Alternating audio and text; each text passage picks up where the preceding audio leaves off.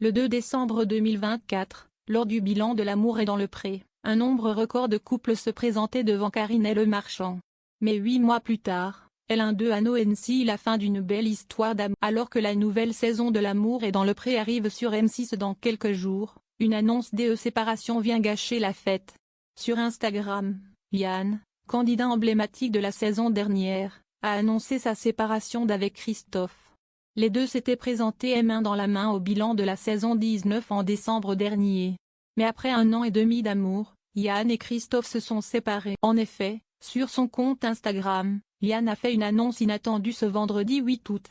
Très ému et la voix tremblotante, le quadragénaire a annoncé que son histoire d'amour avec Christophe, viticulteur et éleveur de brebis à Soulac-sur-Mer, Gironde, était terminée.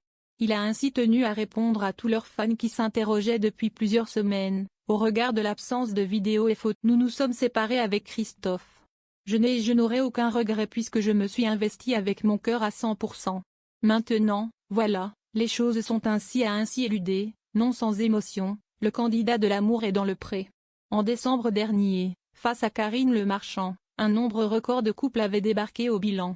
Mais depuis, 3 couples se sont déjà séparés, Valentin et Flavie, Clémence et Bruno et désormais Christophe et Yann sont. Lors du bilan, Yann n'avait pas hésité à dévoiler le sacrifice qu'il avait fait par amour pour Christophe.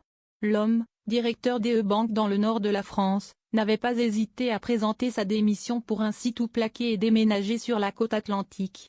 Difficile pour l'heure de savoir si le prétendant de l'amour est dans le pré va repartir vivre, mais une chose est sûre, cette rupture sonne la fin de la DP Tour pour Yann. Ce dernier parcourait tous les marchés de France aux côtés de Christophe et des autres agriculteurs de l'amour et dans le pré depuis plusieurs mois. Des marchés que le viticulteur de Soulac-sur-Mer continuera désormais tout seul. Mais Yann a tenu à rassurer ses fans, si vous êtes sur Soulac-sur-Mer, je fais un petit week-end en bord d'océan avec mes 2 amours de chiens. Si vous êtes dans le secteur, n'hésitez pas à venir à mon rencontre.